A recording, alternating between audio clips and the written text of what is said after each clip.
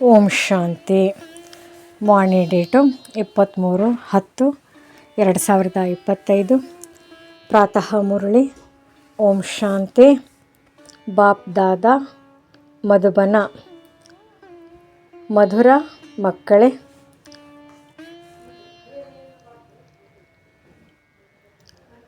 ತಂದೆಯು ನೀವು ಮಕ್ಕಳಿಗೆ ಈಜುವುದನ್ನು ಕಲಿಸಲು ಬಂದಿದ್ದಾರೆ. ಇದರಿಂದ ನೀವು ಈ ಪ್ರಪಂಚದಿಂದ ಪಾರಾಗುತ್ತೀರಿ. ನಿಮಗಾಗಿ ಪ್ರಪಂಚವೇ ಬದಲಾಗಿ ಬಿಡುತ್ತದೆ. ಪ್ರಶ್ನೆ: ಯಾರು ತಂದೆಗೆ ಸಹಯೋಗಿಗಳಾಗಿರುವರೋ ಅವರಿಗೆ ಸಹಯೋಗದ ಪ್ರತಿಯಾಗಿ ಏನು ಪ್ರಾಪ್ತಿಯಾಗುತ್ತದೆ? ಉತ್ತರ: ಯಾವ ಮಕ್ಕಳು ಈಗ ತಂದೆಗೆ ಸಹಯೋಗಿಗಳು ಆಗಿರುವರೋ ಅವರನ್ನು ತಂದೆಯು ಈ ರೀತಿ ಮಾಡಿಬಿಡುತ್ತಾರೆ.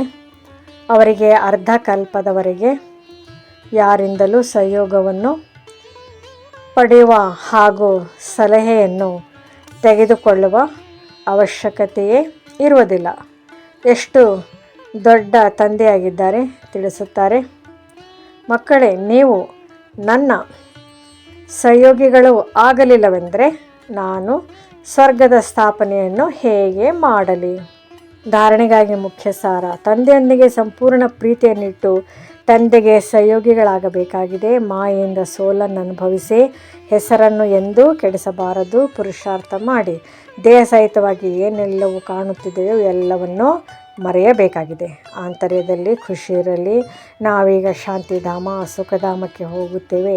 ತಂದೆಯು ವಿಧೇಯ ಶಿಕ್ಷಕನಾಗಿ ನಮ್ಮನ್ನು ಮನೆಗೆ ಕರೆದುಕೊಂಡು ಹೋಗಲು ಯೋಗ್ಯರನ್ನಾಗಿ ಮಾಡುತ್ತಿದ್ದಾರೆ. ಆದ್ದರಿಂದ ಯೋಗ್ಯರು ಸುಪುತ್ರರಾಗಬೇಕಾಗಿದೆ, ಕುಪುತ್ರರಲ್ಲ.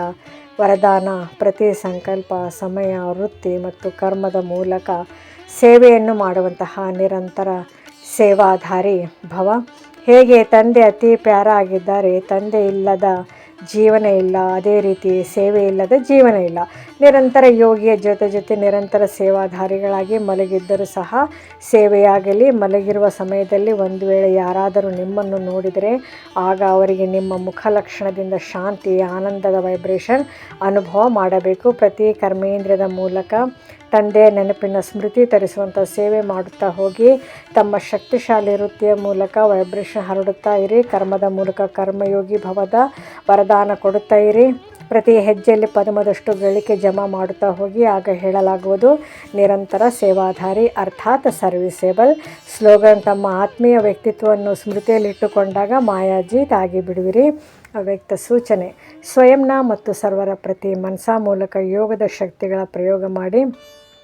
ಹೇಗೆ ವಾಣಿಯ ಪ್ರಾಕ್ಟಿಕಲ್ ಮಾಡುತ್ತಾ ವಾಣಿಯ ಶಕ್ತಿಶಾಲಿಗಳಾಗಿ ಬಿಟ್ಟಿದ್ದೀರಿ. ಇಂತಹ ಶಾಂತಿಯ ಶಕ್ತಿಯ ಅಭ್ಯಾಸಿಗಳಾಗುತ್ತಾ ಹೋಗಿ. ಮುಂದುವರಿಯುತ್ತಾ ವಾಣಿಯ ಸ್ಥೂಲ ಸಾಧನಗಳ ಮೂಲಕ ಸೇವೆಯ ಸಮಯ ಸಿಗುವುದಿಲ್ಲ. ಇಂತಹ ಸಮಯದಲ್ಲಿ ಶಾಂತಿಯ ಶಕ್ತಿಯ ಸಾಧನೆಯ ಅವಶ್ಯಕತೆ ಇರುತ್ತದೆ. ಏಕೆಂದರೆ ಯಾರು ಎಷ್ಟು ಮಹಾನ್ ಶಕ್ತಿಶಾಲಿಯಾಗಿರುತ್ತಾರೆ ಅವರು ಅತಿ ಸೂಕ್ಷ್ಮವಾಗಿರುತ್ತಾರೆ.